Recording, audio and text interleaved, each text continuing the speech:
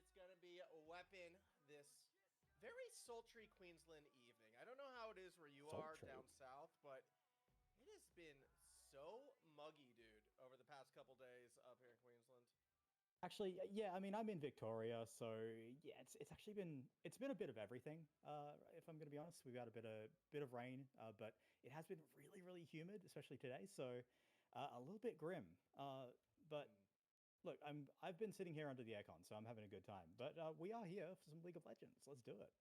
Yeah, let's do some League of Legends. Nobody wants to hear us yap about the weather Yeah. because we got games for you all. Of course, this is round 2, and we're sticking with Division 1 Group A for today. Two teams kind of on opposite trajectories after the first round. Obviously, still early days, but we do have the 1-0 Henchmen going up against the 0-1 Revenants Never Surrender, aka RNS. And you know, when you only have maybe a shorter group schedule, these early games, they can become quite important, and RNS can't afford to go down 0-2. No, they absolutely can't. And I think in this particular game, they have their work cut out for them. Henchmen, I had them coming in as one of the strongest teams. We've seen them succeed in other events. And they are a team that puts in the work. They are a team that scrims a lot, not to say that the other teams don't. But they're just a bunch of guys who love playing together. Also, to our wonderful producer, I'm getting a couple of reports that we are very quiet. So not sure what's going on there. Hopefully we get that fixed very soon. But yeah, these Henchmen are definitely the team to beat. And I'm very keen to see if the Revenants organization, any of the teams that they're fielding, can be the one to take them out. Because, like I said, work cut out for them. Let's see what they can do. Yeah, we'll see what they're going to be able to bring. Of course, when I look at the Henchman side, I mean, they're a favorite. And I think we know why they're a favorite. A certain player that has changed their name to Riqon, but we know them as Spinach. A bit of a carrying force. And I kind of look to them to be maybe that playmaker, not just in this matchup, but in the league as a whole. Yeah, absolutely. I think Spinach slash Riqon, whatever you want to call him, is definitely the player to watch on that squad. I think in terms of when they're behind, he tends to be the one who makes the plays that brings them back into it. Whereas, you know, when they are ahead, he is the one putting his foot on the gas. So, and tends to be picking the champions which can enable that. Of course, you know, AP champions like Gwen and Diana very strong right now, and he tends to pick things like the Diana, so would not be surprised if we see that get some attention in the draft. But it's these things that are very carry oriented that still have those kind of hard engage buttons. Things like the J4 as well come to mind. Xin Zhao, another champion. So we'll see if the Revenants do decide to shut him down in draft, because I think that's probably where you have to start to look if you are on the Revenant side and you want to actually try and contain this henchman squad. Well, if they are going to be doing that containing, it kind of sounds maybe counterintuitive, but I'm looking towards the bot lane to do the containing. Look, we only had a brief kind of chance to go over some of these rosters. I was impressed with some of the stats I've been seeing on Jaded solo queue account. Now, that obviously doesn't transfer over, but sometimes that's kind of what we get. So, Jaded, are they going to be the hope on that RNG side? Yeah, I mean, we shall see, of course. I think Collat and Jaydonius, they do tend to be the members on the Revenants, on the Henchman side, who tend to get left on the island while the plays happen around the rest of the map. Of course, Penguin Domo, depending on the matchup, it varies on how he gets treated by the rest of the team in terms of priorities and whatnot. But I think that is where you do look to attack. And if Jaded and it is Fiction are going to be the strongest members on the side of the Revenants Never Surrender, then that is 100% where I'm looking. I think you overload that bot side. We've seen Collat and Jaydonius go down early to things like dives that have been set up very well by their opposing numbers. And if they can make that happen, then that's how they play. Are we still live? I believe so. I haven't been told we're not live, so okay. I've just got.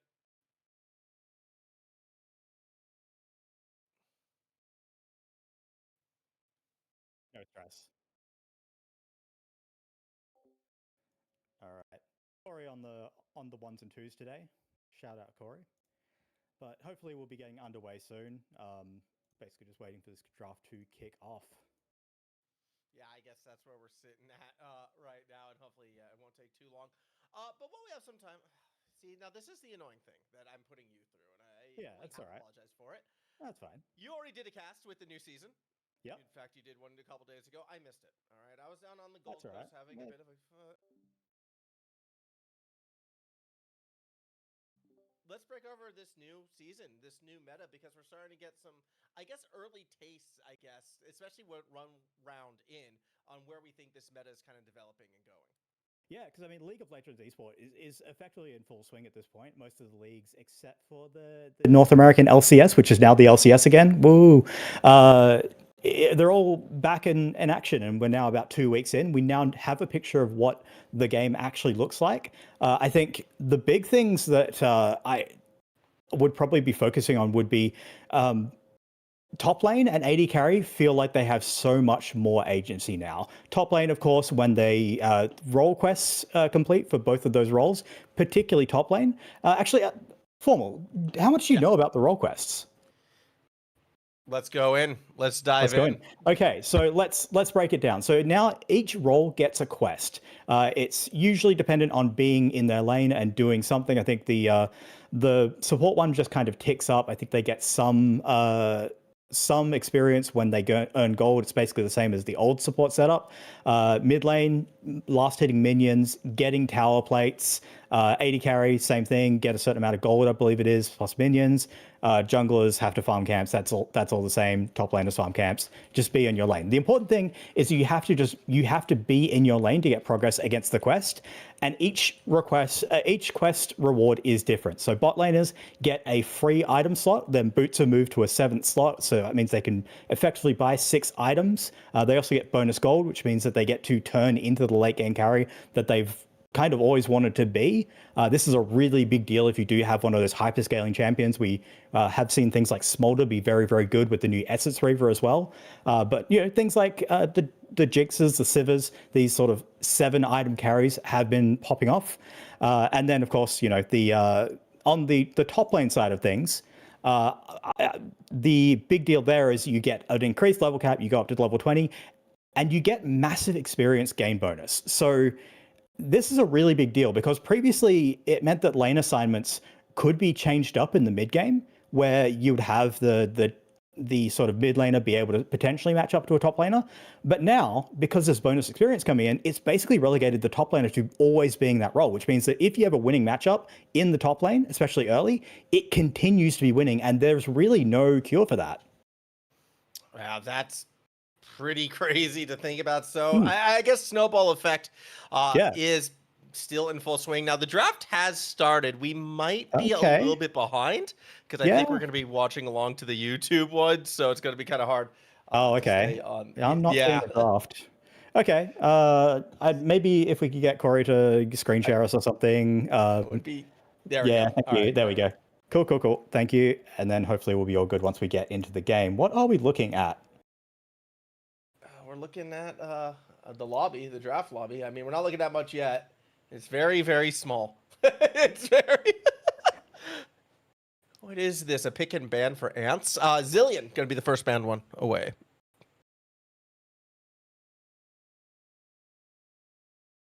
Weapon has muted himself on Discord. I'm an idiot. I was like... It's going great. It's because I'm getting double of you. Yeah, you have to mute the video, not yourself. Yep, cool. Yeah. Thank you, Discord.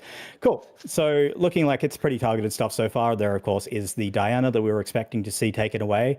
A lot of focus from the Revenant side, I expect, on that jungle. The Talia is an interesting one. Of course, she was buffed to be put back in the jungle, potentially. But it's not something we've really seen outside of the highest levels of play. So maybe there's just a bit of a specialist on the Revenant side. Could be the case. Again, I'm looking at what's kind of being banned out, and it's a sort of a lot of those.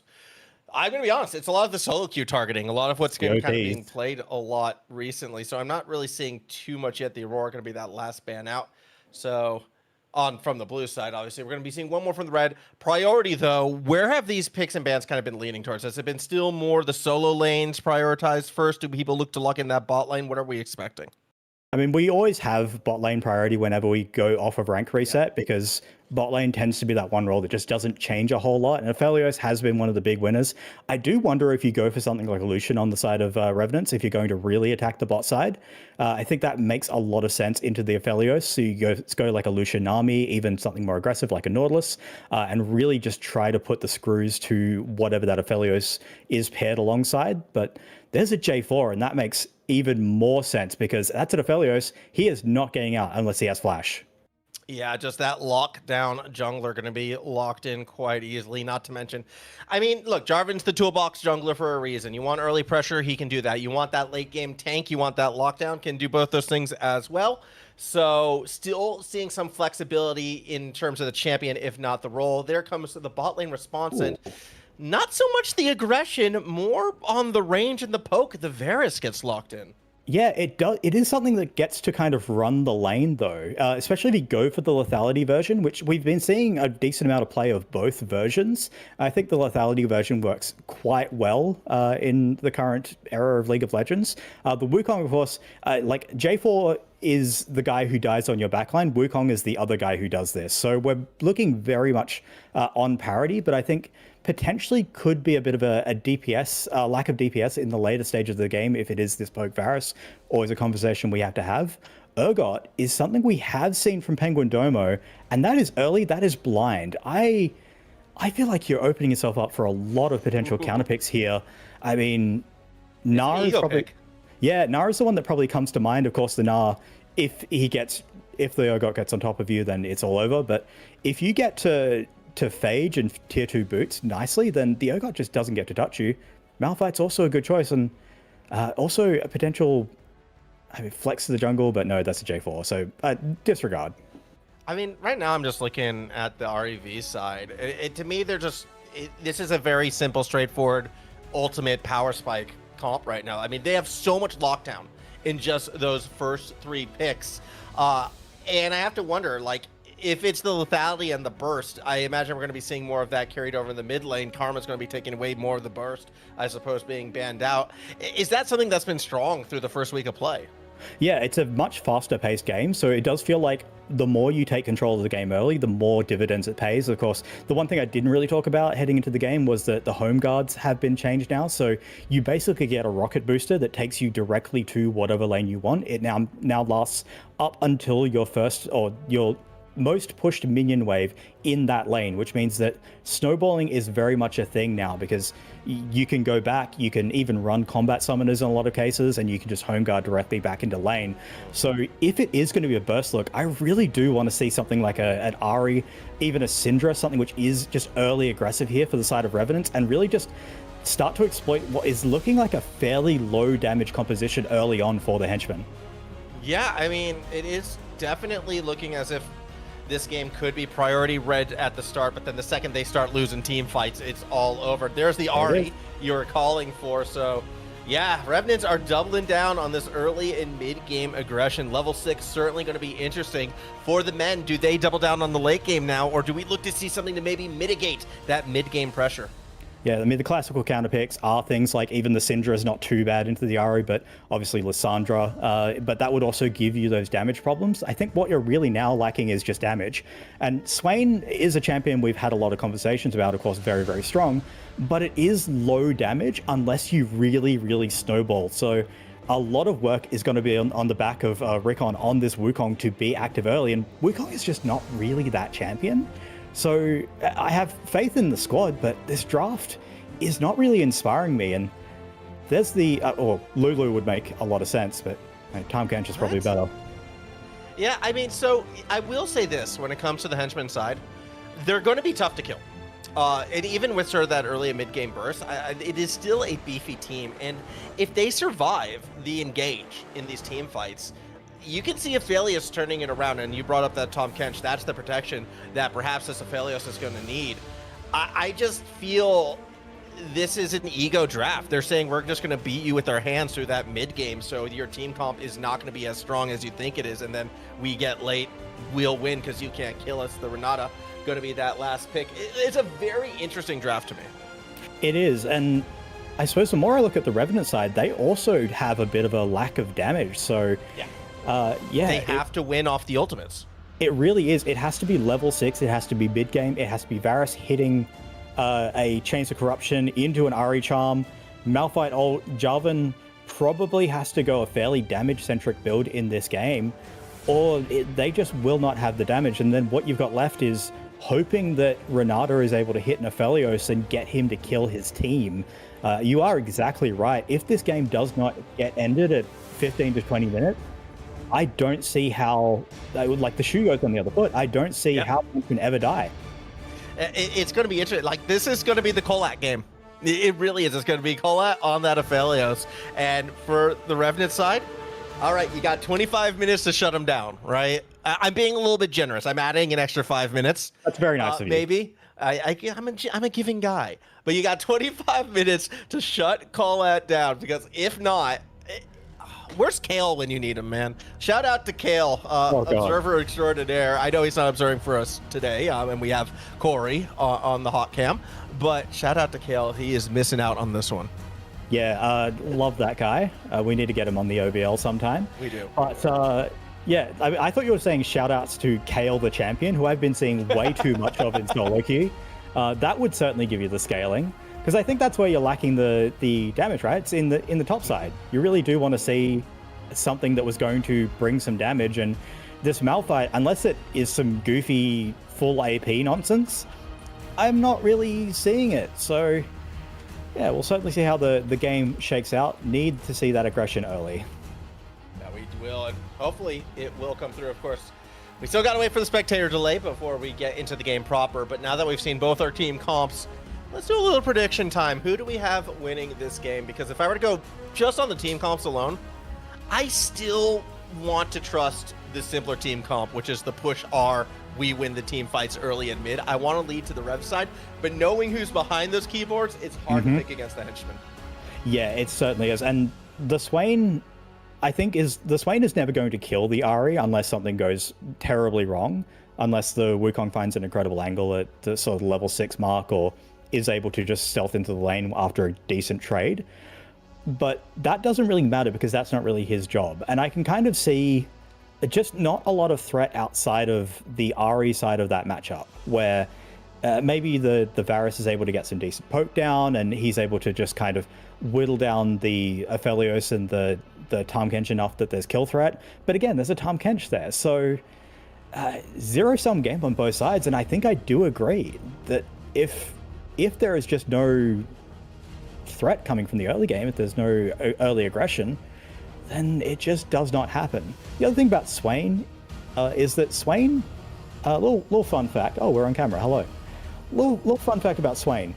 Your build on Swain is determined entirely by how many times you'll be able to proc your passive, and that's through the claw, the little grass, the never move.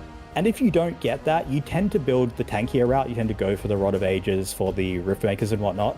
This is a game where Swain is actually totally fine to do that, because all he has to do is be a frontline. So yeah, I like the draft idea, but I'm very nervous about the execution.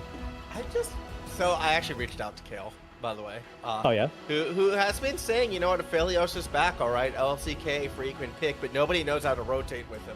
Our rotation's really going to be important, though, in this game with this team comp. Rotations are a weird one right now, because like I said, the wave timers are different, so it is possible to stack waves, and it's very, very important before you make the rotations. The thing about Swain in particular is you have this massive range W ability that you can just walk sort of 3/4 of the way down the river and just contribute to a skirmish in the bot lane. And then when you do that, you get to proc your passive, which makes you tankier. It's all good. So it's very chill. Hey, I need to reconnect. What is that? Oh, I like that.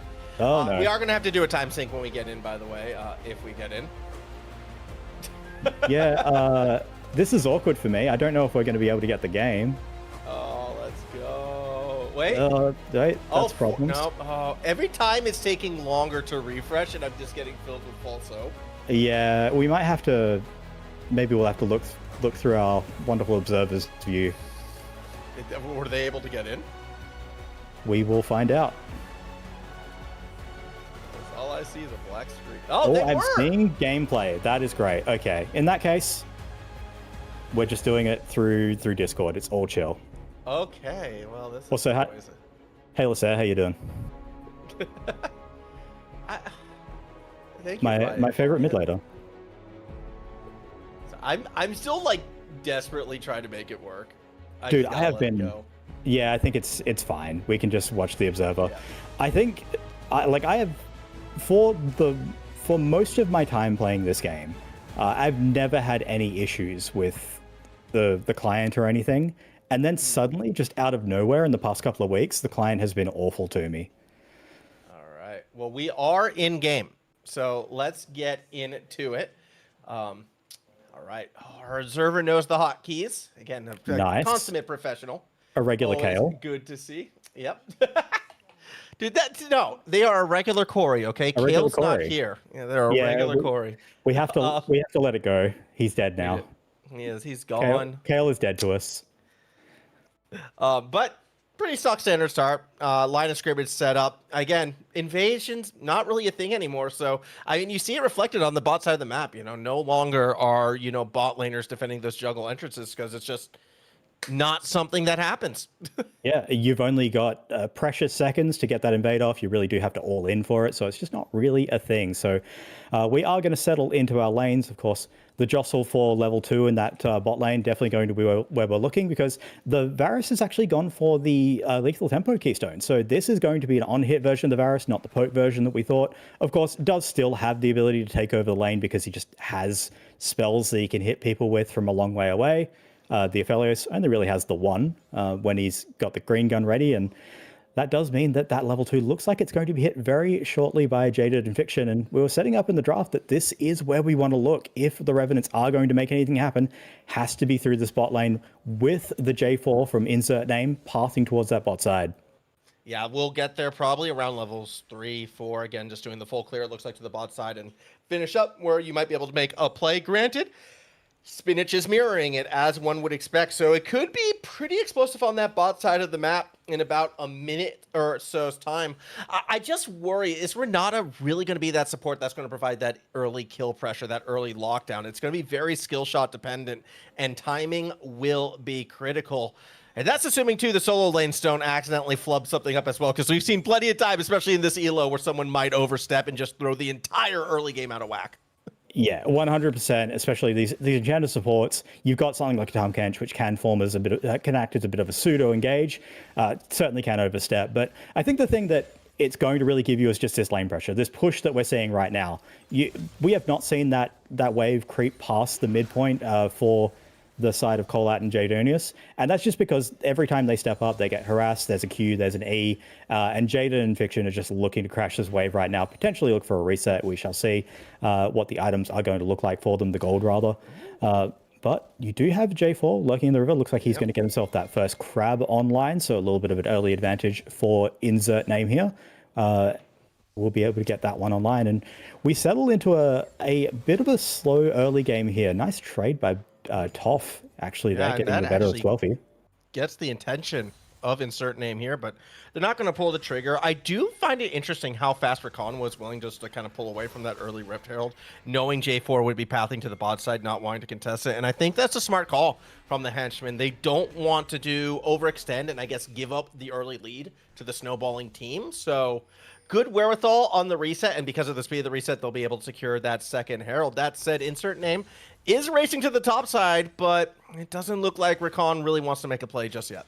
Yeah, we're just going to be starting our second clear for both of these junglers, so a bit of a muted early game. Both sides just trying to get their farm, looking for that level 6 point, pretty much both sides. As expected, Toph can go for those aggressive trades fairly often, although... that's a big connect. The root in place, the follow-up as well. One last auto is going to be enough to do it. So first blood, it does go to Jaydonius. Not ideal, however. It was... You take what's given to you. First blood going to the Henchmen. Yeah, but more importantly, that is potentially, oh no, they're not going to walk up, but the crystalline growth is one of the new aspects of the new season as well.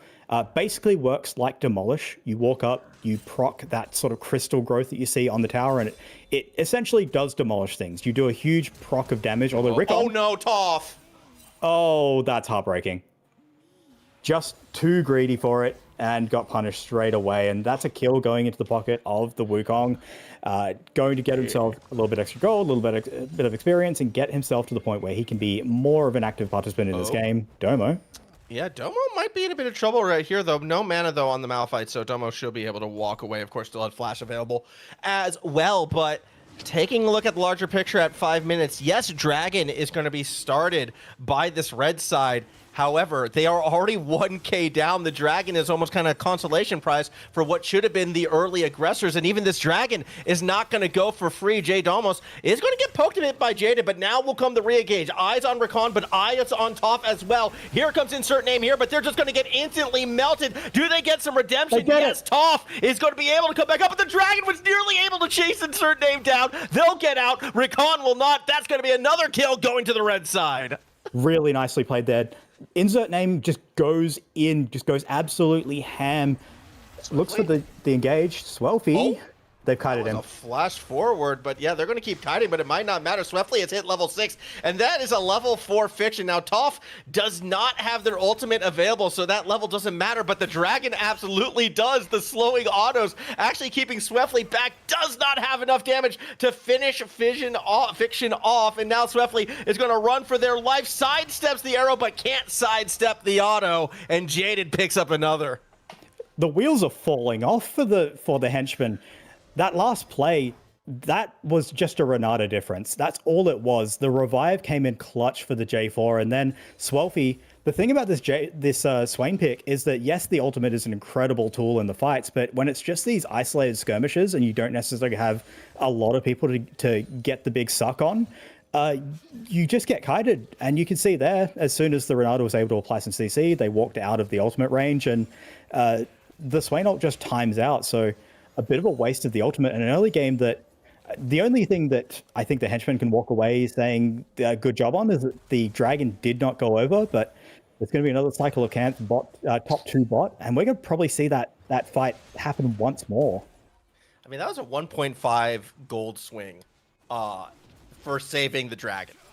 I'm not sure that's worth. That 1k gold lead, especially when you're the scaling comp, is all the difference in the world. That's that insurance that you can survive that mid game and get yourself late, where Collat will be that carry. Now, it looks a lot more sketchy. Collat has a death to their name. They're about 700 gold down compared to Jaded, their counterpart in that bot lane, who picked up 2 already. Like, they gave away their lead that they were kind of given, or that they earned for themselves, I should say. Nothing's ever given, but yeah, I'm surprised from the Henchmen that they got that aggressive with the comp that they had.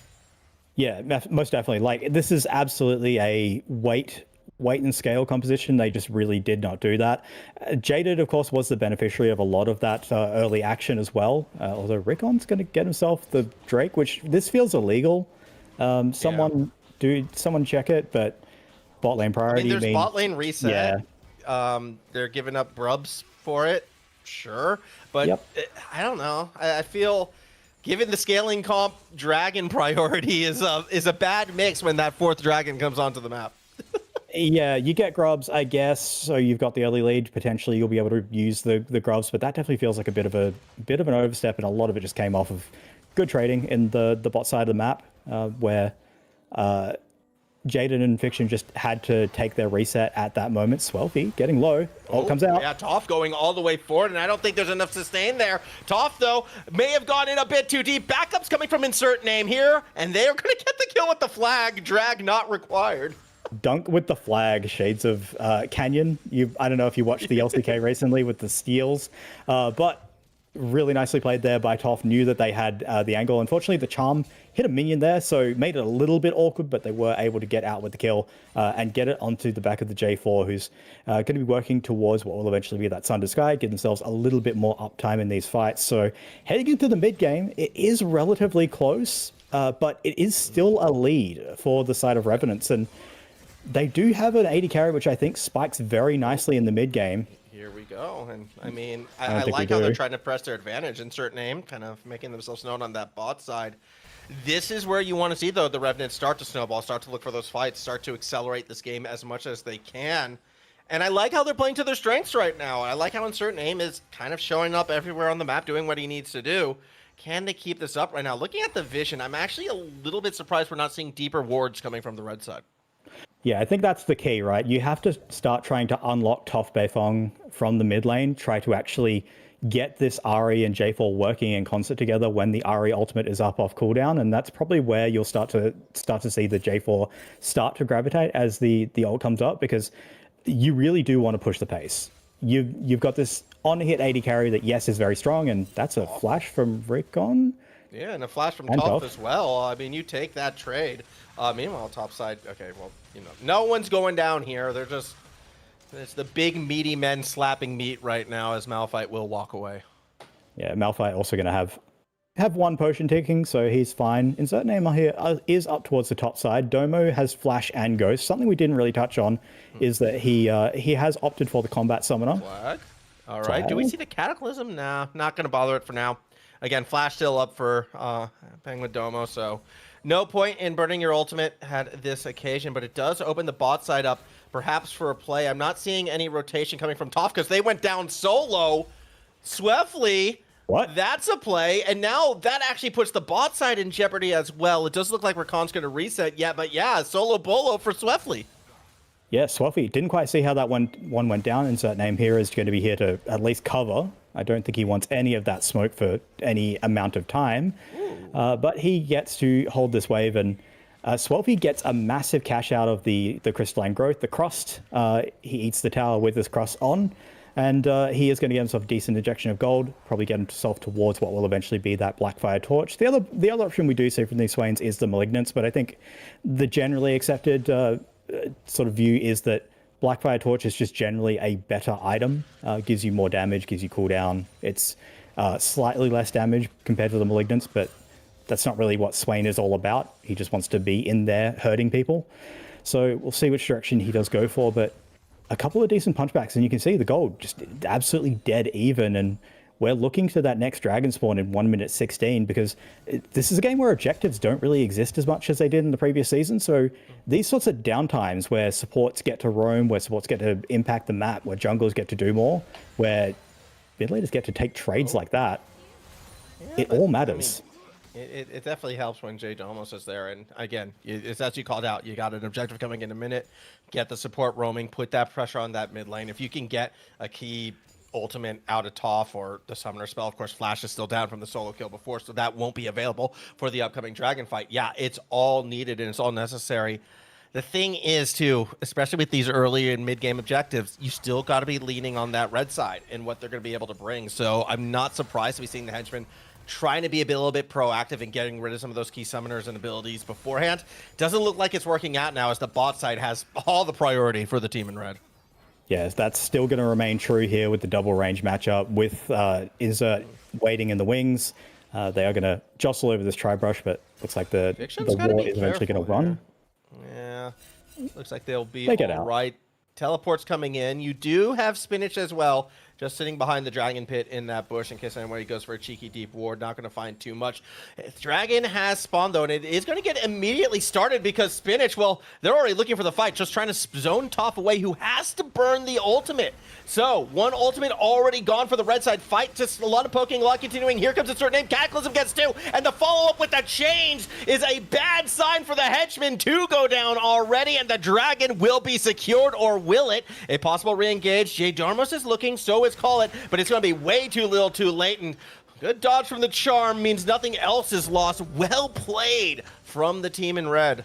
Yeah, really nicely played. There it is. Unfortunately, the playmaking instincts of Riqon kind of playing against him there. The top lane going to be taken by Penguin Domo. Unfortunately, that is Malphite things. Wait. We're not done, as Collat actually may have found out Jaden, who survives on the slimmest of health. It's a rescue mission from Jaydonius, though. We'll keep Collat alive as well. Jaded is... Both the ADCs really are lucky to get out of that. Yeah, now that's flash burnt, but that feels like a win still for the side of the Revenants. If they can get this wraparound gank, Riqon waiting in the wing, I don't think you go for this, but I mean, that's just extra, it's icing on the cake to get all of the summers away from the bot lane when you are the side that has a Renata Glask. That just feels great. I think you're very happy with that outcome. Even if you did trade all the summoners on your Varus rather, then you're in a great spot for the next couple of minutes. You've got one of those key summoners down, and you can just start to pressure around the map. The only downside you have is that you've got this massive Urgot that is going to eventually become more and more of a problem. But that last play worked out really, really nicely. And wait, Toph? Toph. No, they're fine. They can walk it off. Flash was just out, only coming off cooldown now, so maybe a little spooky. But again, the mid and the top lane pressure is coming at the expense of the bot side right now. Jaded getting more and more involved. Rift Herald has spawned, so we have our next objective on the map, although neither side really posturing for it straight away. It's just still playing the lanes for the first 15 minutes of this game. Yeah, and that's to be expected. I don't know what the status of the quests are. We'll be able to see through the items, I think, but I imagine most people on the map would have their quests. Certainly Penguin Domo would. Unfortunately, we don't get to see the teleport timer. We do see the little purple icon on his buff bar, which means he does have the free teleport, I believe. But Herald is going to be started up. Yeah, and they're not going to finish it again.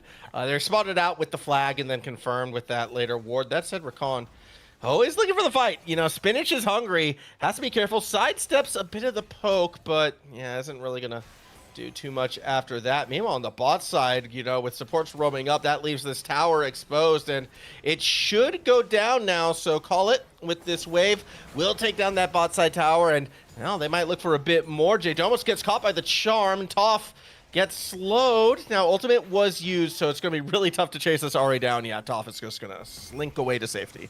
Yeah, tower for Ahri ultimate feels like a trade that you'll take every day of the week, and unfortunately, you are going to pay for it with the Herald on the other side of the map. But Are you, though? Here comes the fight. Here we go. Just caught by a charm and straight to the Renata ultimate. Doesn't matter because they're going to steal the Herald away as Penguin Domo will pick up the buff. I don't know if the Urgot gets out of this alive, but the re-engage on the bot side of the map might favor the Henchmen as well. They pick up one in the river. Meanwhile, Penguin Domo does go down. Ghost, well, it almost allowed the escape. Still, Herald stolen and a couple kills going the Henchman's way. And it's still dead even. It is going to be the Herald that's going to be able to bust open one of these towers at some point in the game. But Insert, he maybe wants more. You've got a Toph, but that's about all you've got. And I don't think you go for this. Yeah, it's chill. Yeah, no, there's not run at them menacingly. You can really see the experience of the Revenants showing through. They really do feel like the more composed team in terms of where they're putting their members. They know the pace that the game is being played at. They know that they're not necessarily under the most pressure, even if Riqon is occasionally going for these absolutely absurd steals, and he has pulled them off more often than not, because they know that they don't necessarily have to push the pace. They are happy to put their bot lane in the bot lane to just pick up the free gold in the standing tower, and that's all they have to do. It really does feel like Toph and co have to be pushing the pace. And speaking of... Yeah, I mean, it was a bit of a bush play, but with the charm making contact, I don't think they're going to get much more after that. Just a wave and a tower protected and secured. Bot laners have moved to mid laners have moved to bot, top laners still mostly on their island. Actually, Urgot is kind of rotated to the mid lane right now, and that's where the Henchmen are looking to put their pressure against RNS. We'll see with Shelly dropped already. And they're going to take Penguin Domo along for the ride. This will force a fight in some capacity, you would have to think. Out comes the Change of Corruption, but it doesn't really quite make contact. Still, Cataclysm falls on Collat, who will get rescued by Jaydonius. Straight into that Renata ultimate. So goodbye, Collat. Toph picks up that kill. Jaydomo barely gets out alive. A late Cyclone isn't going to turn the tides of this one. Swelfy is kind of alone as Penguin Domo falls on the other side of the lane. This is a disaster for the Henchmen. As we continue, actually, do we go under the tower? Jaded still throwing down autos right there. Swelfy is taking, but caught with the charm, has to flash back. They do get a shutdown as Sis goes to the tower, and back comes Malphite, caught by Swelfy. He'll go down as well, so an overextension from RNS makes this a more even fight than it should have been. Dragon gets started, and I don't think we're done, Weapon. They might look for the steal. They could, but there's no smite. They're going in. They want it. Jaydomo's already in there. Here comes Swelfy to follow up. It is going to get secured. Jaydomo's not getting it out alive. And Swelfy, this tanky Swain, has 2 buffs, but that doesn't win you a 3v1. The buffed smite coming in season 2026, there's just no way you can steal if you don't have a smite on your side. So walk away, do Revenants do, and I think they're going to run away. To do so. Can try to, but look how fast Penguin Domo is off the teleport, and Fiction might be cut off from the rest of the team. Here comes Riqon, ready to go. Cyclone is not available. He used it, back at the start of this fight. They still find Fiction. They still get the support. That lethality Varus hurts, but not enough to get retribution, and, well, they get one on the escape. Yeah, it's going to be the sacrificial Renata at the end of the day, but it's a run of play that, once again, as Revenants, you probably don't feel too bad about. That team fight looked generally pretty good until you basically just put your hand in the fire. Swain ultimate stops working when you step out of it. It literally times out. It has like a 2-second timer. But they stepped back into it willingly because there was, it looked like a bit of confusion in the comms. No one really wanted to know, no one really knew what they were planning to do. And unfortunately, it cost them dearly, cost them a couple of lives. And they did get the smite in the end. So you shrug and say, okay. But you can see the miscoordination starting to come out for Revenants. Yeah, now, and on the Revenant side too, I'm looking at the state of the map as well. Should we be getting concerned by the fact that they have not taken out a tower yet? And we saw the mid tower, it's still healthy. Like, this map has not been broken open despite a lot of the team fights going the Revenant's way.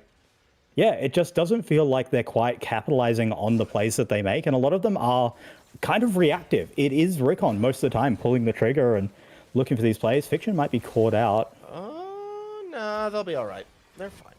We don't worry about that now.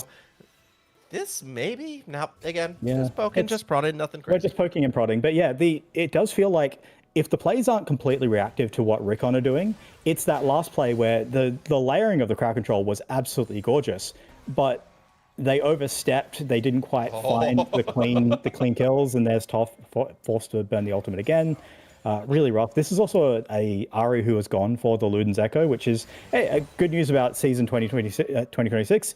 It's a staff again. That's pretty cool.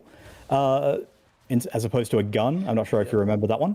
But it does mean that she is going to fall off just that little bit harder. And Ahri is always a champion who has those late game damage issues. Target access starts to fall away. So Revenants, they had their window, and it does feel like it's starting to close on them.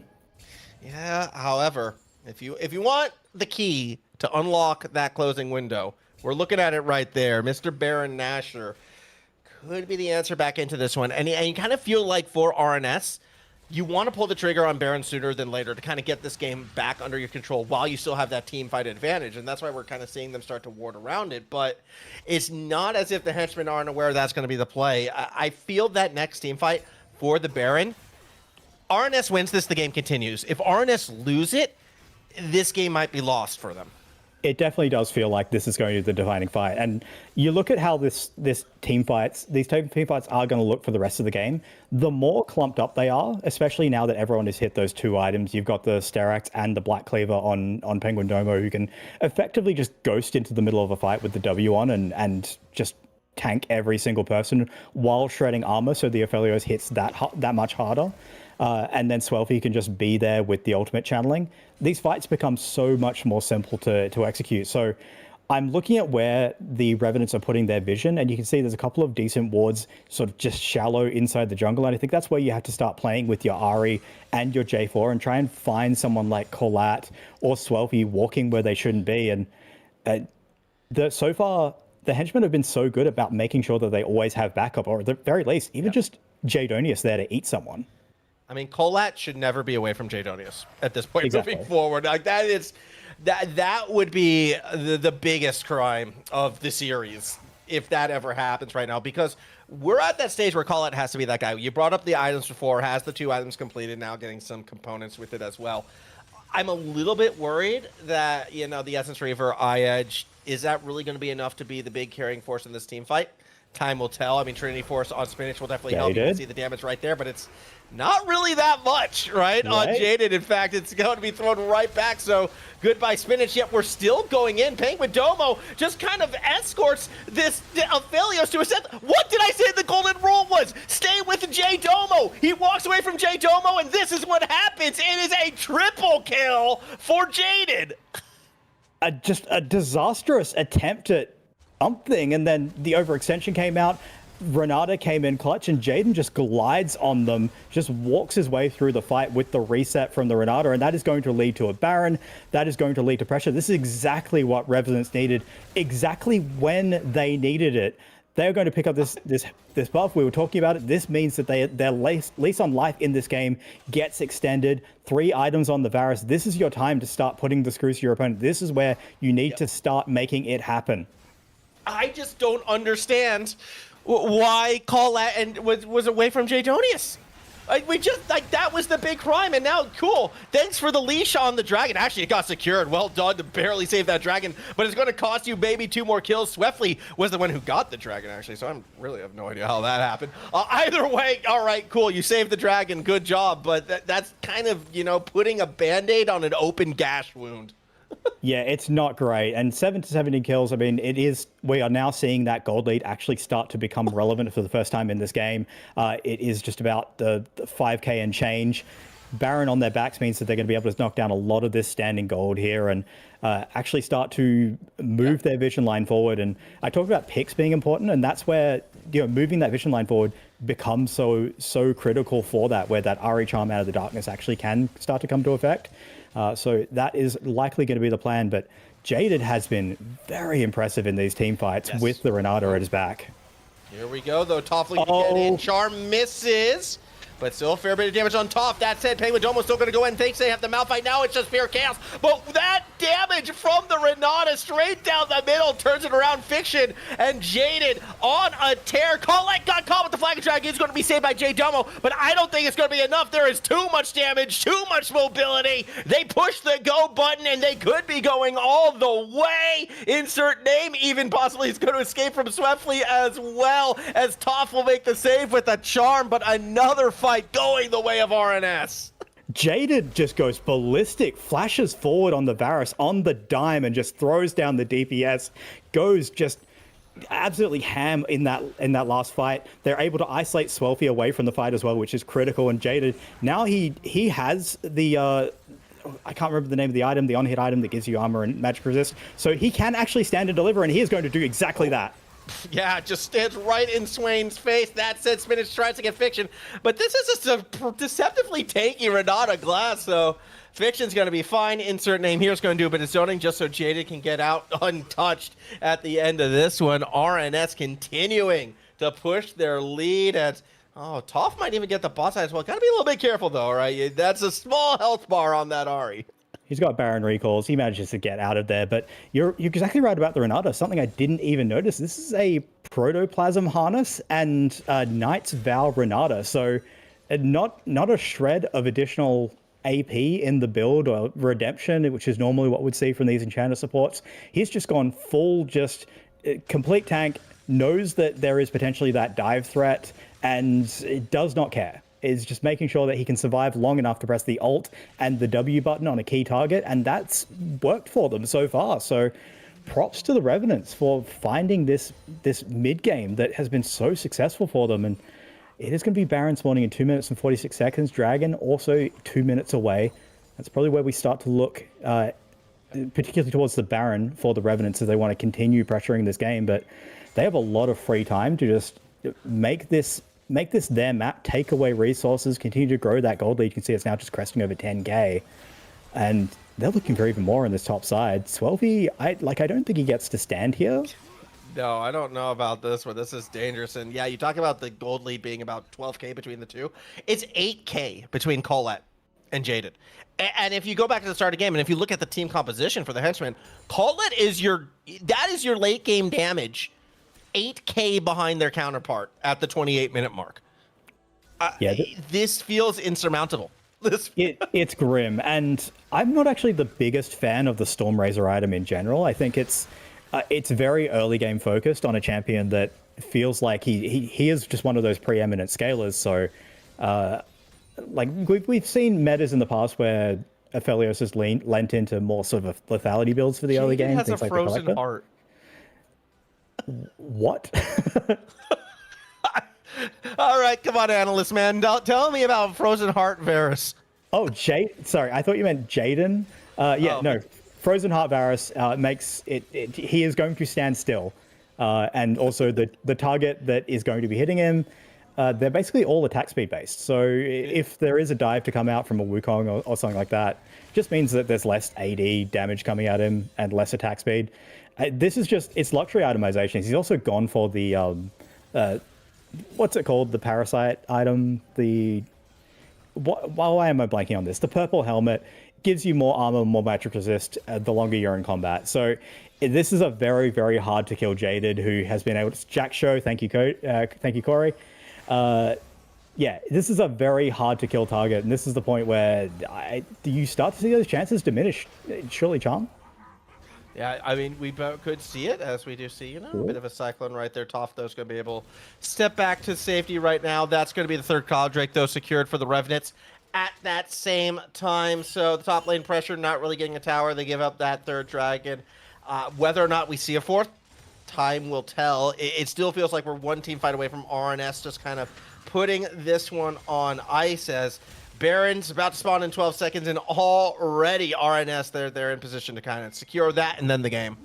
Yeah, this is definitely feeling like it's going to be a bit of a victory march here. You're trying to check through a lot of vision. Toph is just teleported to the top, only member without the flash ready and available to him, and he just will have the ultimate, so yeah, there's no real chance that you can catch anyone here. You don't really have that active catch without Riqon's flash, without Riqon's ultimate, so this is just done. You're going to lose this Baron, and now you're just forced to turtle up. And this is kind of the flip side, Formal. Like, we talk about how powerful this team fight is from the side of Henchmen. If they're not given that team fight, if it's not just the honest 5v5, a pick just isn't really going to happen unless, that can happen. Swelfy can get stackies. Yeah, but I mean, that tickled. That was just a tickle. It wasn't there's no damage there. And now you've got the Brandon Power minions coming through as well.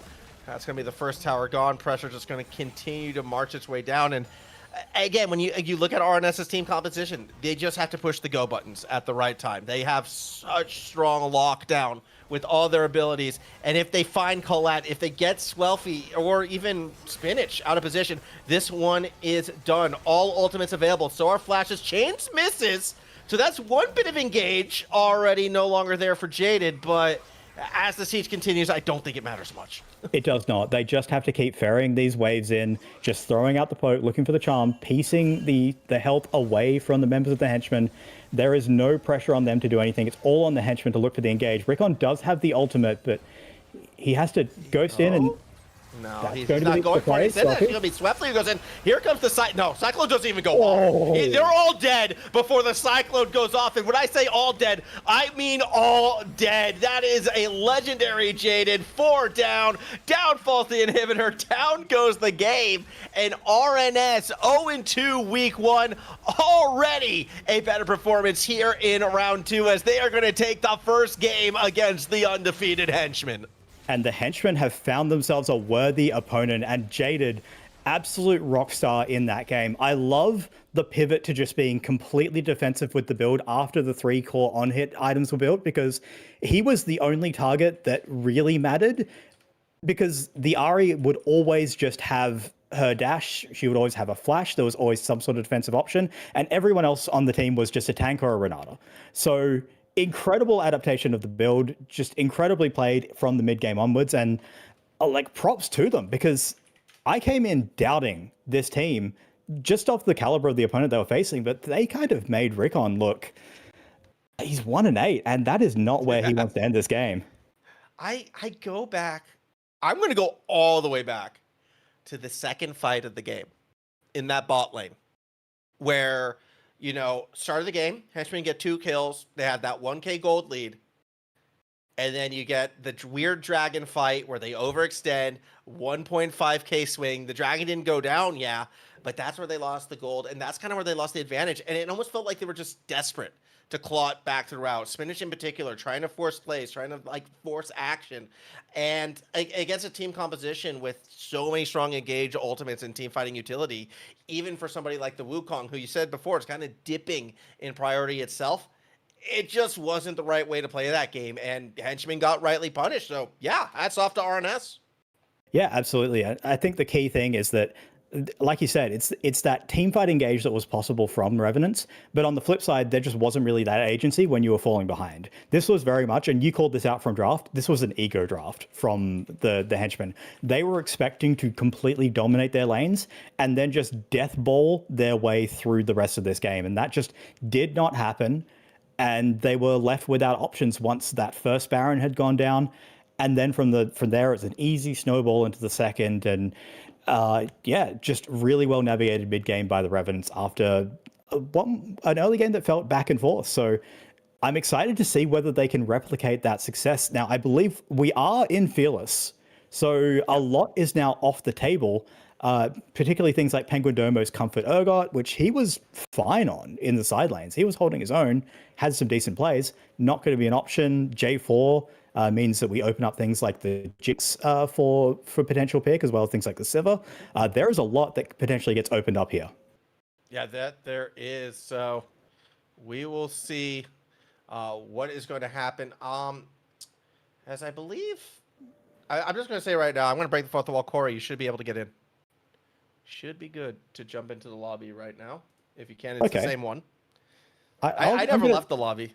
I'd like to get into the lobby and see if I can actually get spectator this time. Yeah.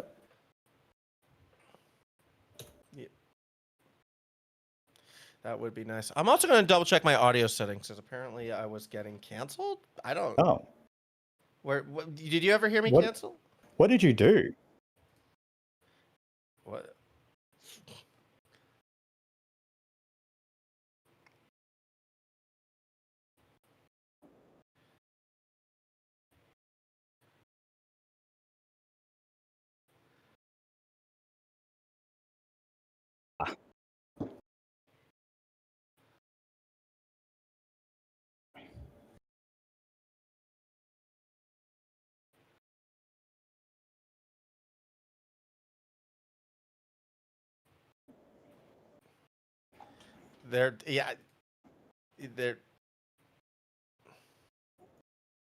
Noise cancellation is awesome. Is off.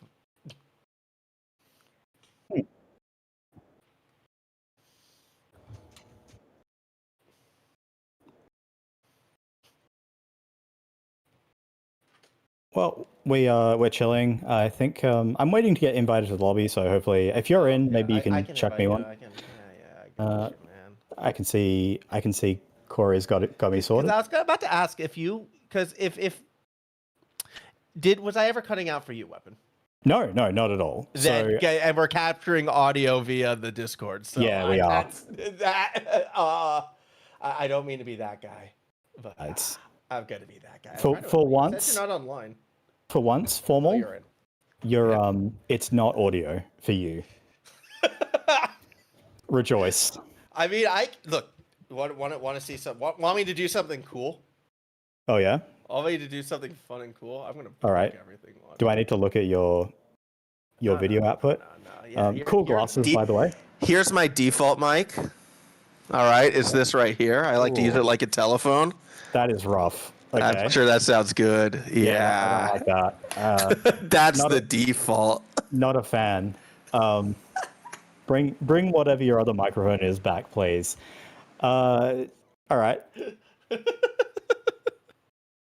Apparently we're ready for draft, so yeah, I mean, we can just get this underway, I guess. Baby. Yeah. No breaks. I might run and get some water after we go through the draft. Yeah, we can take a little break after the spec delay kicks in.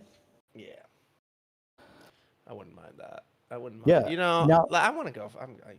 Thing we didn't really talk about. Yeah, that's fine. We're in between games. We normally on these sorts of streams we take a bit of a break. We go to an AFK screen or whatever. AFK screen, a be right back screen.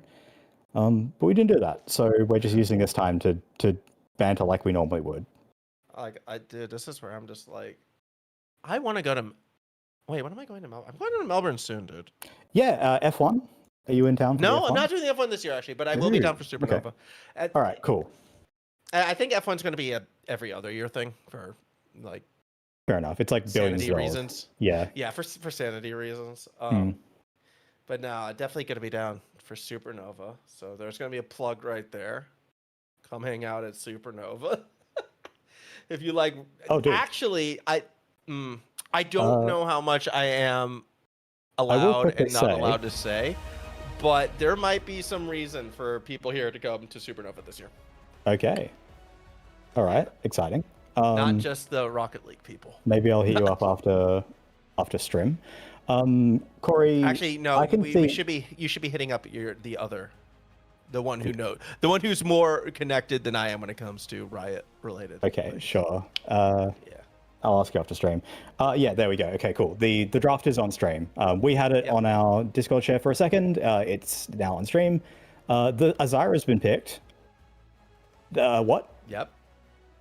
Is that not? What? Are we not in season 3?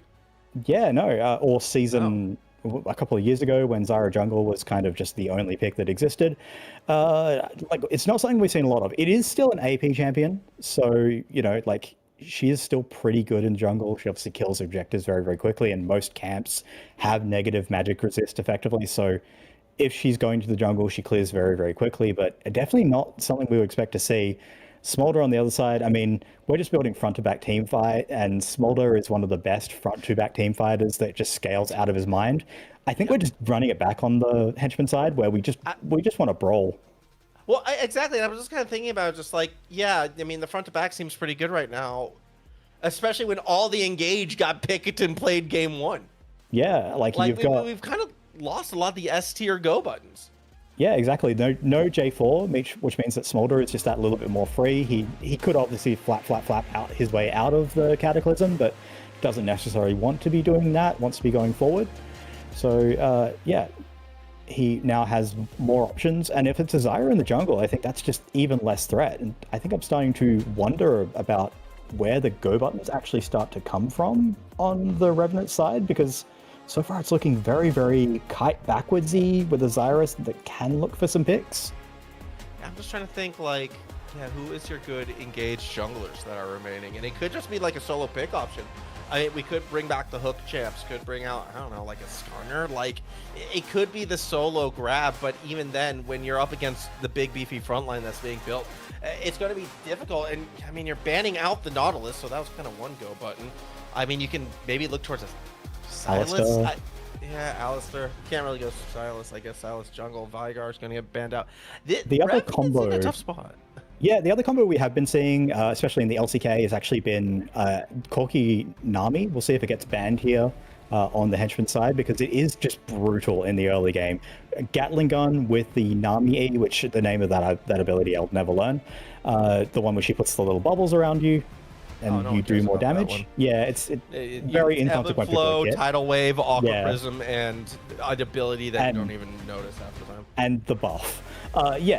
That ability, which is normally inconsequential, actually matters for Corki, because he's shredding so much armor and magic resist with the E, and then just you go in with that ability and you get a winning trade every single time. So it's something we've been seeing a little bit of, and we'll see if they go for it. It does make your composition potentially even more squishy and more sort of counter-engagey, but it does give you a winning lane. And the last game that we saw, Revenants did win through that bot side, and if you're empowering the Corki, then 100%, like, that would make a lot of sense. A Mumu, though, maybe means Zyra support.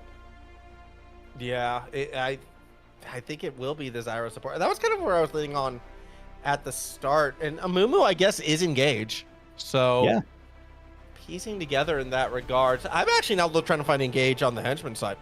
Because, yeah, you've got that big beefy... This is the same team comp. But now you have a second damage dealer, maybe. Another sort of... Well, you have a...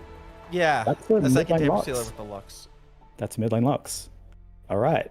We're playing mid lane Lux in 2026 in the big 2 playing mid lane Lux, jungle, Amumu. This is looking like, season 4 bronze.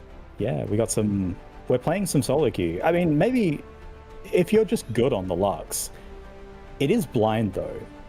I feel like there is a lot of stuff here which can make Lux's life absolutely miserable. But do you remember what it is? Nefiri's pretty good. Well, I mean, it's going to be the Corki. Oh, no, I guess it'll be Corki bot lane in this situation. I see Corki, I still think mid. Now I'm looking at this, I'm thinking, I don't know what I'm thinking anymore, Weapon. I don't know what I'm looking at with this. I think it's a Mumu support. I think what we're looking here is a Mumu support. It's going to be Corki in the bot lane, of course, Zyra jungle, Nefiri, because you've got the AD, AP split between mid jungle and then top lane. The Aatrox into Sion matchup is, of course, hard winning. That is miserable. You can basically play. I think you could put a bronze player on like Aatrox and make them play against like a diamond Sion, and it's playable for the Aatrox side. Yeah, like again, I'm. This is another draft from the men.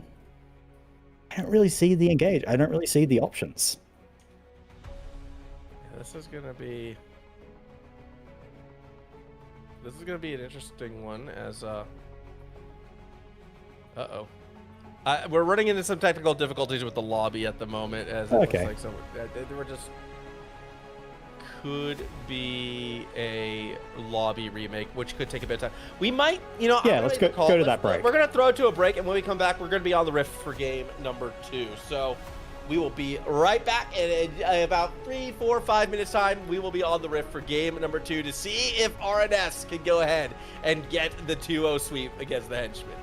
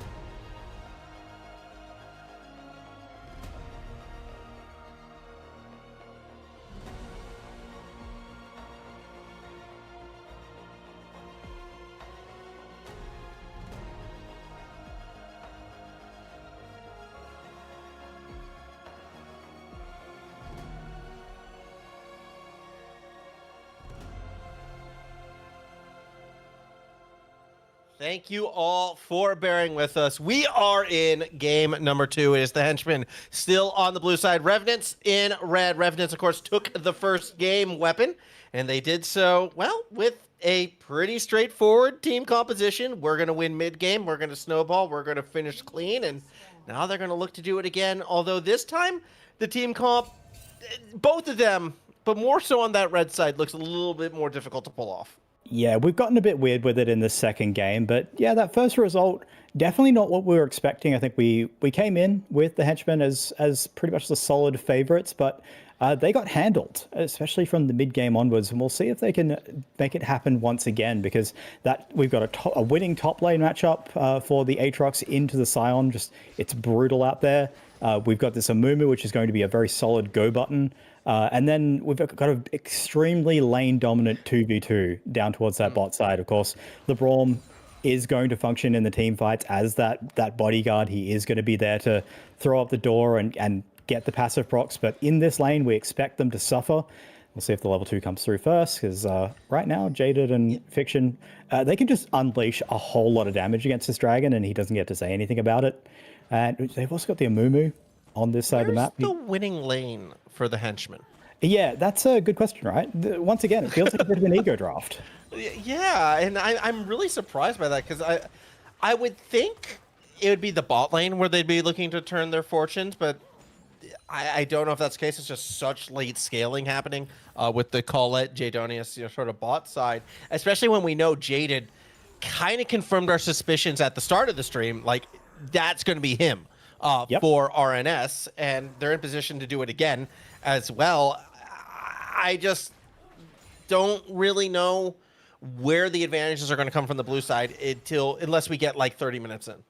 Yeah, 100%. And this is, again, another composition which, in theory, on paper, does start to fall off as the game goes on. But I think for the Revenant side, this is a draft which has so many more tools to make it happen, I think. They're so much more dominant in lane. They have the incredible lane matchups. Lux into Neferi is absolutely miserable, especially once the Neferi has level 6 online. Amumu so much easier and straightforward to just pull the trigger on with the 2 bandage tosses into the ultimate. So again, at level 6, this is another composition that just spikes hard. So while we did, I came into the game with some misgivings about their chances. I think, given what they showed in the previous game for Revenants, I'm very excited to see what they can pull off with a much more aggressive look in basically every single lane. So correct me if I'm wrong on this one, but last time we cast together, we did do Ping with Domo. I think it was a Scion losing matchup on that top side and still managed to turn that around. Is that going to be where we see it have to happen today? Because I'm looking at this top side right now, and Ping with Domo is still bullying a bit. Yeah, and this is the newly buffed Aatrox. Of course, he was suffering a bit in the new season. The Endless Hunger, the new Omnivamp item, is surprisingly not as good as you would think it is for Aatrox. They don't really offer him a lot besides AD and Omnivamp, which he kind of just gets that for free. The thing about Omnivamp as well is if you build AD and your champ just gets Omnivamp, nice flash. That was first blood in the mid lane. Yeah, pre-level 6 Neferi first blood in the mid lane. Well, we might be looking at a quick 2-0, and maybe not the one we were expecting going into the day. I literally wasn't even looking at the mid lane because I didn't think there was going to be a kill, and here we are. Yeah, as now Swelfy. Wait, who's the? Hold on. This First is our blood replay? came up. Oh, it is a replay. We got replays, yo! Wow. Got Corey in the house. Love to see it. Yeah, I just hit. I think he just rewound the. Yeah, thing. we're in client. I mean, that is the way you do replays in League of Legends. Is you just, I mean, normally you'd have a second spectator set up. It's a whole thing, but you can just do that. It's great. Why not? I like how. So now, that makes it even worse that was the teleport burned into the first blood as well. And that's a 10 CS lead after a back, so that's a wave coming in for Toph. It's actually 2, so that mid lane situation is going to get worse. And while up in this top side, the Aatrox has taken some rough trades, but has teleport. Penguin Domo has already burnt his.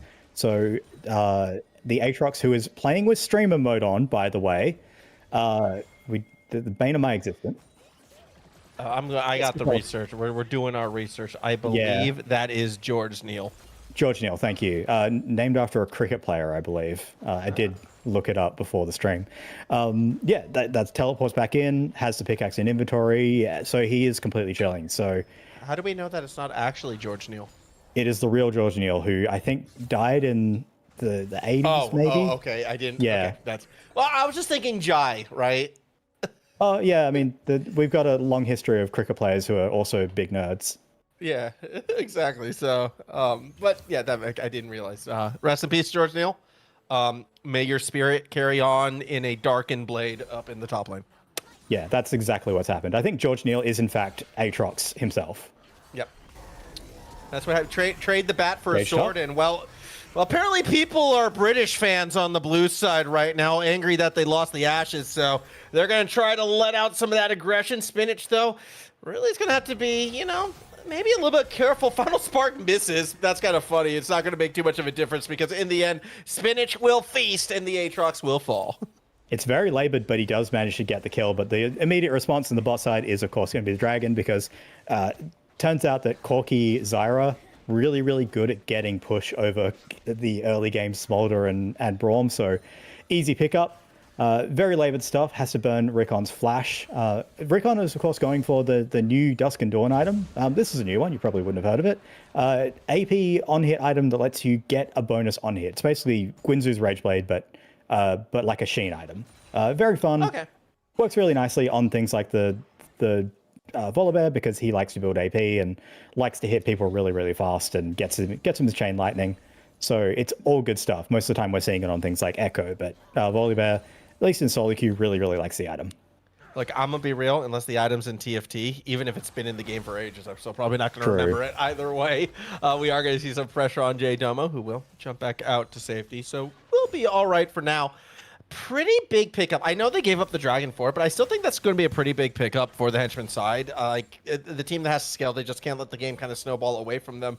We are now starting to see more and more of those ultimates. So if we are going to get, another RNS maybe mid-game, take advantage of the lane spike, go ahead. This is where I want to see insert name here start to get more involved. But what I'm a little bit concerned about, and you can feel free, you're the expert, not chat, but chat is going like this. Amumu is the throw pick, so I will see. Yeah, I mean, Amumu is very much one of those champions who wants to snowball because he just isn't the tankiest of junglers. And I do agree. I think that getting the kill into the hands of Riqon is going to be a big deal because he's going to be the sort of pivot point for the Henchman side. If they can start to make things happen, it's inevitably always going to be around this player, and this particular champion in this draft is really the only one with any sort of agency. Beifong looking towards the bot side. He does have the W if they want to look for a dive. That's a damage. Free dive. Oh my! You don't even need have to dive. Yeah, that was just ridiculous. And now poor Jaydonius. I don't know what's going to happen when this wave crashes. I don't know how the. I think Jaydonius knows what's going to happen. Yeah, I don't know how he gets out. Is what I was trying to say. And the short answer is they don't. So another kill will get picked up. This comes at the expense of the Grubs. That's fine. Some acceleration on the Neferi, acceleration on the Corki. Really, the only lane that's kind of going all right now for the Henchmen, it's the top lane. It's Peng with Domo on the Scion in a losing lane. We've seen this before, but even that, I mean, 10 CS down is a win. Yeah, like 10 CS down against an Aatrox, yeah, you'll take it. But it does kind of beg the question, like, how much do you really want to impact this matchup if you are Riqon? Like, you've stabilized it, great. But it's still Aatrox versus Scion. He still gets to insta-cancel every time you charge the Q. He gets to bully you out. He out-heals you. We're seeing it on full display there. And this is an Aatrox who hasn't even hit that first item. So, like, the rest of the map is kind of on fire. And Riqon kind of has to pull his socks up and actually start to make stuff happen, unfortunately, because so far it is not happening. Insert name here does have flash. Yeah, Collat got hit by the slow. That said, Riqon's going to be around to try and turn this around. Mom comes through, doesn't really find too much, and already Jaded has found Collat. Re-engaged, though. What can Riqon do? They get on Fiction, forces out the flash. Actually going to try to keep chasing after him. Didn't get the damage, but gets the auto afterwards, so that'll be enough to pick up the kill of the support. And with the stun, it's going to be a double kill for Riqon. Meanwhile, further down, Toph got a lot of damage on this Lux, who he's tried to arrive, and now poor Spinach on his own is going to get munched, going to get crunched. There are no carrots in that salad. It was all bear meat as they fall down. 6-3 kill lead now for RNS. Yeah, a couple of kills go over to Riqon, but that's about all you can really say about that. Wait, hang on. No! Oh, you hate to see it. Question mark ping, etc. Thought he could go for the kill, absolutely could not. But a couple of kills going into the pocket of Riqon, and now another kill going into the Lux's pockets, it will help. But it does feel like these plays are so hard to pull off if they're not just absolute chaos like that last one. Like, it makes me wonder what a team fight actually looks like for this team. Oh, well, Jaden's going to have to be a little bit careful right here. I think there will be here. Yeah, Glacial Fissure's down, so it's not like we can jump on the Corki at the moment. They'll be fine. More importantly, though, it does look like some posturing's happening around that Dragon Pit, where Fiction's just getting the wards over the wall, getting themselves set up for it. I imagine that's where that next fight is going to be. And critically for that fight, I'm not sure Curse of the Sad Mummy is going to be available. Yeah, it certainly will not be, and it'll be close. It's going to be very close. A couple of seconds away from the dragon spawning. There's a chance you just don't start it on cooldown, and you do just dunk this next wave and wait for your chance, because you've got a Gromp to farm up towards that top side. Top will have a timer to move, so you've got some time, and you've got great vision around that top side as well. Aatrox just has to press the R button and flash burned away. Already, but we could be going underneath the tower, leading the charge bang with Domo, and yeah, they've got enough for this one. World Ender nearly kept it alive long enough for the tower to do its job. It's a trade top lane for Dragon. Fair enough. Anything to get momentum back on the Henchmen side. Oh, no. Yeah, this is one we have seen before. You go top, you help the losing matchup, and then your bot lane is still getting pushed in, and you still trade Dragon. So we talk about how this composition wants to sort of spike hard in that mid game, and you know what really helps you do that? Not necessarily Chemtech Drake, but just Drake in general. Probably the worst Drake you could hope for if you're. It's not great, but it's a Drake, and you're probably gonna get it if this continues. You know what? It's less about the Drake, and it's more about the bot side pressure that you're getting. Yeah. It's more about having the lane where you can farm and do what you want. Let everyone else worry about the Drake. I just want to see Jaded how big they can get come that mid-game mark, because they are going to have to be a bit of that driving force. And insert name here, Leandri's Torment for Spy. So not necessarily the tankiest item. In fact, that's a bit different. Whoa, Jaded has found Collat again underneath the tower, as it looks like a re-engage is happening as well, as Riqon once again is going to try to turn this one around. Curse of the Sad Mummy. It does just enough, as well as the bandage toss, and the bear will fall. It's going to be, well, a late double, so it goes sort of 2 for 2, but I feel like that has to favor the team in red. It has to. I mean, they're going to be able to get the wave dunked on the tower. You can see massive advantage to this Corki. Has the Essence Reaver completed, which just is making all the difference. He's going to have the eye edge as well ahead of schedule, ahead of his opponent in this game. So he just absolutely chonks. That was. Oh, I thought Toph flashed. That was wonky. But yeah, this is a Corki who absolutely hurts. No doubt has the quest completed as well, so he's got the free boot slot whenever he wants it. He might even just be running. No, we're past 12 minutes, so he's not running free booties.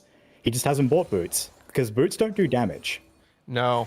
And you're kind of going to need damage to deal with that Volley Bear, by the way. I'm going to look 6-2-1 on Riqon. And I mean, this is more the Riqon we were expecting to see, I think, coming into the series matchup right now, and has been, I guess, the largest mitigating force keeping the Henchmen in this game.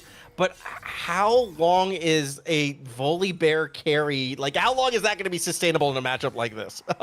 Yeah, absolutely. And this is going to be that AP sort of on-hit version of the Volley Bear. You can also see he's going towards what will eventually be the Navori Flicker Blades, which is really good because in solo queue, you get these isolated fights. You kind of get to get heaps of auto attacks off, and you reset, and you're constantly just queuing people, get the shields. All really good stuff, but it does mean that you are relatively squishy. And when there's just an Amumu who's able to jump on you, press R, and then Corki lights you up from 3 screens away, it does feel a bit desperate, but he gets another kill in the mid lane. So, you know what? Never mind. Yeah, it's kind of helping. We are rewinding. So I think this is... Oh, yeah, replaying. We were getting our little bit of a replay to see what exactly... I'm assuming it was a Luminous Binding. And just Riqon jumps in and there's the bind. There's the Spark. Spark gets dodged, and Toph goes in. Bit of an overextension. Not really. Yeah, that's tunnel vision weapon. That is 100% tunnel vision. That is a I accept your Batchal, and then he goes in and has absolutely no business doing so, did not know where Riqon was. And the one thing about this Volibear is that he hits you real fast and real hard, and you saw it on display in that last play. He just kind of beats you around the ears. But bot side going great. The Toph, when he is unlocked from the mid lane, he is completely fine. The other thing we haven't really talked about is that mid lane gets the booty upgrades now as part of their quest. Is flash drawn out by Penguin Domo. World Ender used as well.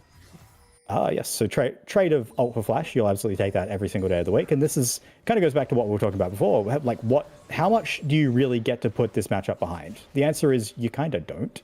Oh, it's still Aatrox. Yeah, they are aware Insert Name is still probably around just from the positioning, and we kind of saw them poking in the bush before, so I don't expect... Yeah, we're not going to see an overextension here. Yeah, 100%. But going back to the point I was making before, mid laners get the booties. It actually increases the value of the upgraded mercs a lot, even if you're not facing a lot of crowd control, as Jaydonius gets wailed on. Because you get the shield for free. You don't have to pay extra money for it, so anytime there's like a poke trade...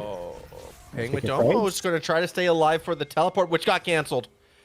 It looks like. So it was Penguin Domo's teleport in their own lane, by the way. So they'll go down. They use their teleport, and I don't really know. A fake bait attempt didn't work out. Ignite dropped in the mid lane as well as Swelfy is going to try to go back to Riqon. Wait.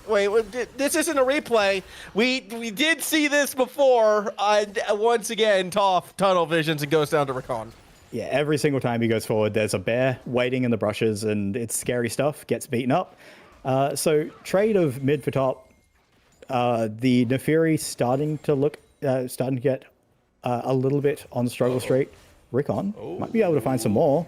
Flash and World Ender available. World Ender gets popped straight away. It's the last spark, final spark doesn't really do too much. Doesn't matter. It's a big angry bear. And I asked the question before, how much damage will a bear carry do? And the answer is a lot.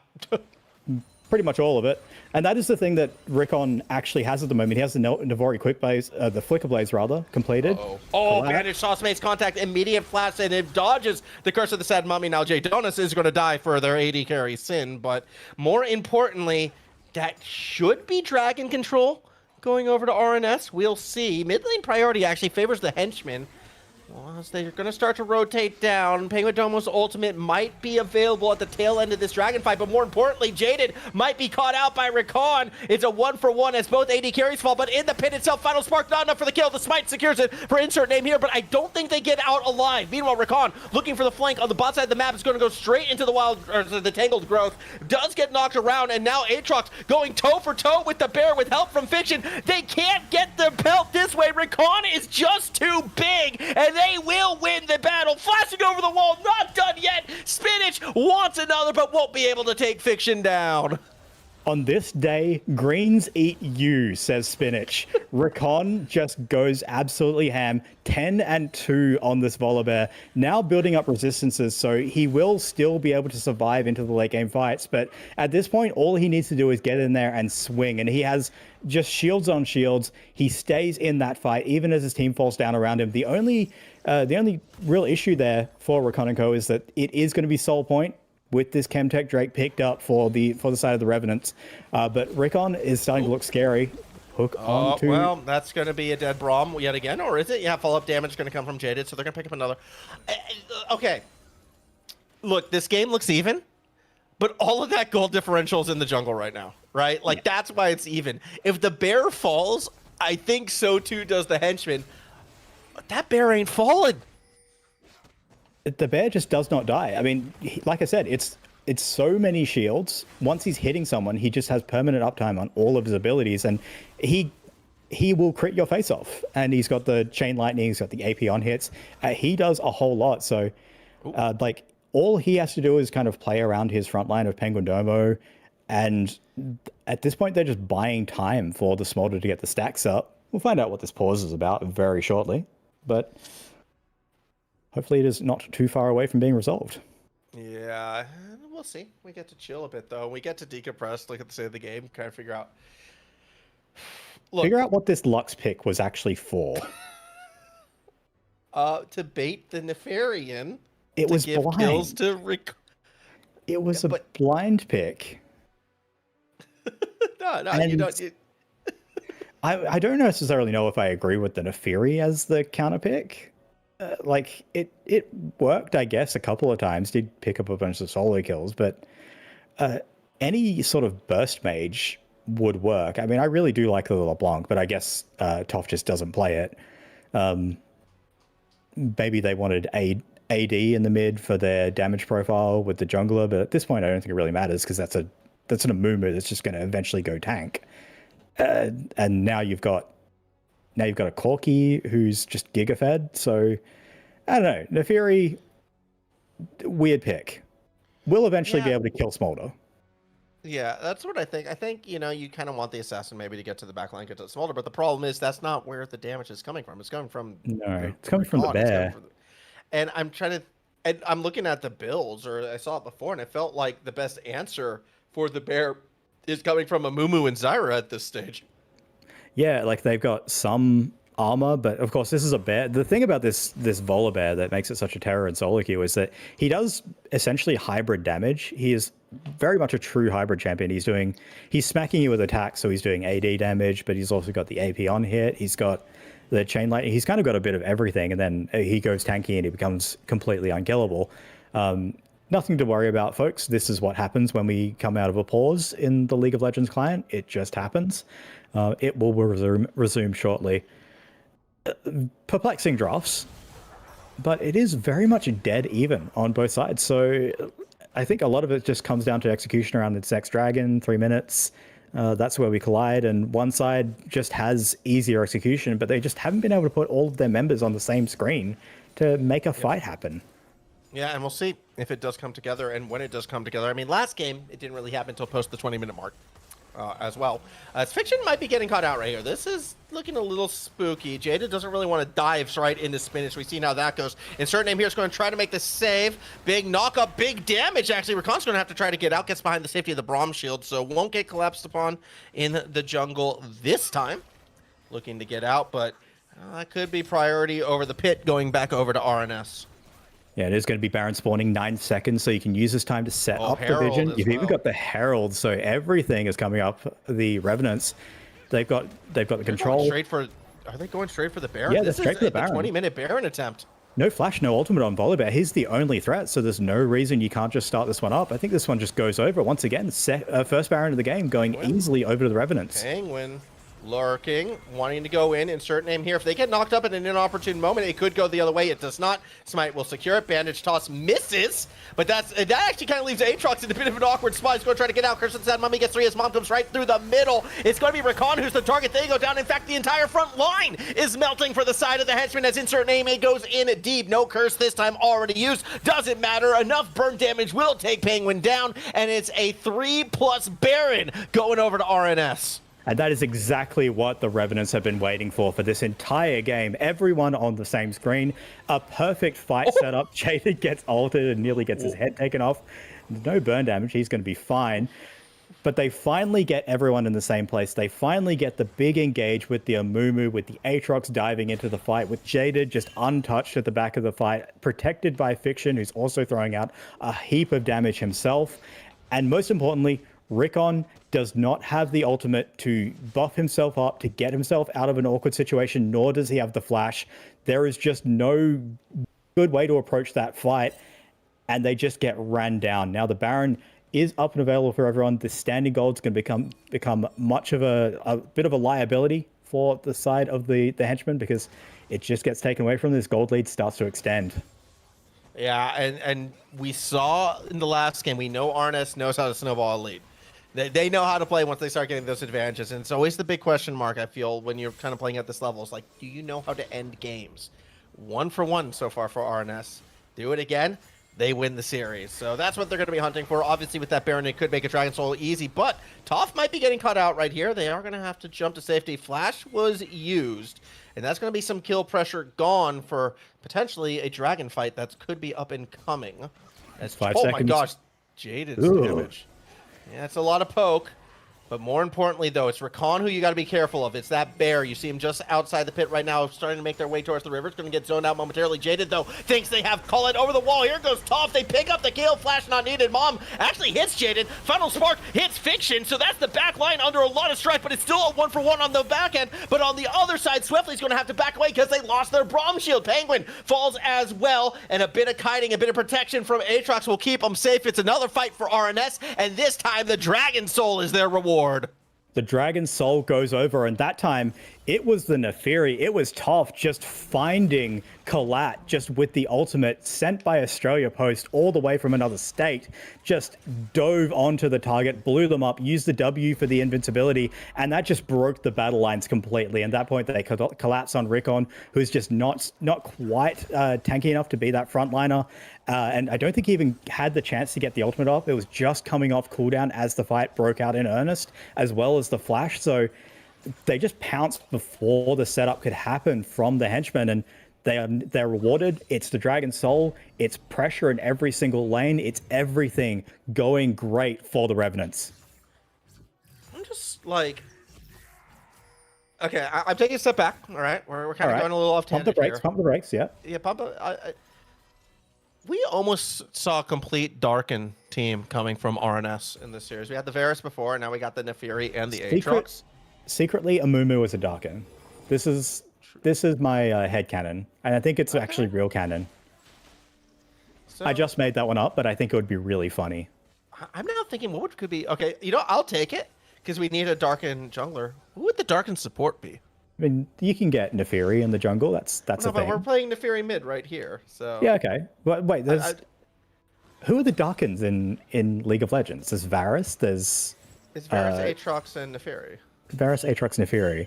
So you can't have a full Darken team yet. Yeah, I kind of feel like we want one because RNS is just playing him well. Here we go, though. Riqon wants Fiction. Not going to find it. Jaded actually has to burn Flash. And now that is a very exposed Corki. Curse of the Sad Mummy buys enough time. And Jaded's able to escape. They dodge the Glacial Fissure. Now with the World Ender, Aatrox is leading the charge. A double kill for the top laner as Jaydonius tries to run away. But they're going to be caught out by the Neferi. Toph does a fair bit of damage. Jaydonius with the burn does tick down. Another one falls in the mid tower. Should be next, but with no wave. Maybe Swelfy will be able to buy some time. There's no Baron to take, but they already have it. They have the pressure they need. And oh my gosh, bandage toss from downtown, maybe a little bit too deep, has the burn Flash to avoid the final spark. The mid tower does get crumbled. Absolutely does. It's just more pressure mounting for the side of the Revenants. There's nothing you can do. You can see how desperate Riqon is to try and find these plays, but there's no one else who can really back him up. The Scion can go in, but he doesn't do damage. You really don't need everyone on the same page. Collat has actually crested the point where he's a fully trained dragon. It turns out that's how you do it. You just play some League of Legends. And like he does have the burn. He's got the execute, but Riqon is just so desperate to try and make anything happen that it feels like he's just losing himself and just diving in. Once again, he's found an Aatrox. I don't think he wants any of this. No. He is melting. That's what Tilt looks like. Also, we completely blanked on Kayn, by the way. Oh yeah, Kayn. Yeah, thanks. Or rather, Rost. But yeah, that was. Thank you, chat. The thing about Kayn though is he is the. I was watching a Chippy's video recently. He called him the worst champion in League of Legends. I fully agree. Wow. Oh my gosh, bandage toss Curvin. Like wanted right there. I don't mean to interrupt you, but no. There's a reason why penguins are endangered right now, and it's because of the Tomb Kings, maybe, as Amumu is going to go ahead and pick up another one. Oh, and just in time for Baron as well. Yeah, it all lines up for the Revenants. They get everything they want. They're deciding to do this one at their leisure. There is really no one who gets to interrupt this one. Toph gets to press R for free. And Swelfy's going to be a bit of trouble. Jaydonius is going to make that block, but no, again, this is just zoning as the Baron falls further up. Should be quite low now. Yep, it's gone. It's already gone. It's done. And now this is the desperation fight. Mom gets called. Does a bit of damage to Aatrox. So has to be a little bit careful right here. Final Spark gets him very low, but not low enough. And now with the re-engage, the knockups, the Curse of the Sad Mummy, there is just giant area of effect circles doing so much damage. And with those picks, 3 members down, as Sion does respond to a brief moment it was for. That should be enough to break open the base. There was a moment where the Aatrox looked like he was going to get low enough to die, but that just didn't happen at all.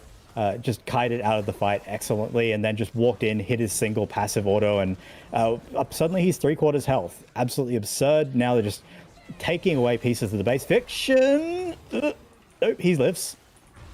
Yeah, it was close. That was spooky, a little spooky, but inhibitor is going to fall, and, well, you also have the cricket player down on the bot side getting to work as George might get pushed away as a swing. Come on, George. Yeah, Georgie will walk out just fine. And this is... To do a little bit of analysis as well, this is kind of the thing I was talking about, right? When Aatrox, he probably finishes his top quest, rather. So used to saying support and quest in that order that now we have other quests, it just feels wrong. But he finished his top quest probably at a decent pace. At the very least, he's been fed these side lane waves because the Sion doesn't get to match him. And he's just gotten access to so much more experience. And with the bonus experience, you can see 2-level lead, plus the kills, plus everything else. Like, it just means these top laners just get to snowball so hard. And now they can just 4-1 this game out, and the Aatrox just doesn't really get to be answered. But they're not going to do that because they can engage. Bandage shots will make contact, and that's going to get Spinach in a bit of trouble. Insert name here. Just going to hold that choke. Point bomb gets called. Doesn't too much. Wait, well, that's dead. A problem. Jaden's down. Is there enough damage without your Corki? That's going to be the big question. Top is kind of doing their part, but it was sketchy for a moment. Now it's looking A-okay as the blue side is set running. Collat goes down. A triple kill for Toph. And you questioned the Neferi before. It's the ability to run their enemies down is why. And even when they find a kill weapon, this bot lane, 0-8, 0-10, they just could not handle the Corki Zyra, as we said at the start, as now they look at to end it. RNS trying to go 1-1 here in the Backyard League. And they will do it. They get the clean 2-0 over the Henchmen. Previously, the team that I would tout as one of the best coming into the tournament, and they get handled here, and a lot of it just looked like pure frustration from the Henchman side, as they will just blow up the Nexus nice and easily, drop a bomb on it. And that last fight, that was just everything you wanted, and it just really felt like there was no plan from the Henchmen going into the second game. The draft was a bit weird with the Lux blind, which eventually got counterpicked. You were taking fights basically on your opponent's turn every single time, with fights in choke points where the Neferi just has to press Q in the general direction of the clump of red things on her screen. And it all works out. So awkward, to say the least. And I gotta say, like, really well played by the Revenants. Yeah, they've absolutely shown why they deserve to hang here in Division 1. Jaded, just casual damage leader 2 games in a row. Jaded might be him. But Jaded might be him. And we said at the start, if there's something to look out for on the Revenant side, if Arnett was going to make it happen, it was going to be that bot lane. And they delivered. We will find out later on what the results of all of these other games are. I mean, if you're in the Discord, which, you know, if you're not, you should. How'd you get here if you're not in the Discord? That'd be weird. But there's no doubt details in the video description or whatnot. But we'll find out what this means for the standings of the group. Because so far, I mean, it's been 2 weeks, so 2 rounds of play, 1 round of play. We have a top and a bottom just by virtue of there is, you know, the one team won, one team lost in every single group. But now this is where we start to separate the wheat from the chaff. And this is where these sorts of wins, where against a team that has actually taken wins, you get to start to position yourself at the top of the table. And the Revenants have absolutely done that. And now the Henchmen have the question start to be asked of them. How far can this team go? What can they do? Can they recover and bounce back from losses like this? Coming in as a team that I think was initially positioned as one that was just so much stronger than everyone else. Yeah, I mean, we'll see how it plays out, and we'll see where it goes. But for this best of 3, that's going to do us here. So thank you so much for coming in, tuning along, watching along. Weapon, as always, pleasure to cast with you. Always. Shout out to Corey, doing the work with the camera as well, and keeping us in the games where the lobby felt determined to that dude wasn't even meant to be here. That was organized like literally half an hour before. Yes. And I mean, Kale's got some competition, I gotta say. Yeah, pretty good. Good. It's about time, all Yeah, right? we You need had like more. a We need more. monopoly on it for too long, so Yeah. that is going to do it for us. So thank you all so much for tuning in, and we will see you next time. Goodbye, everybody.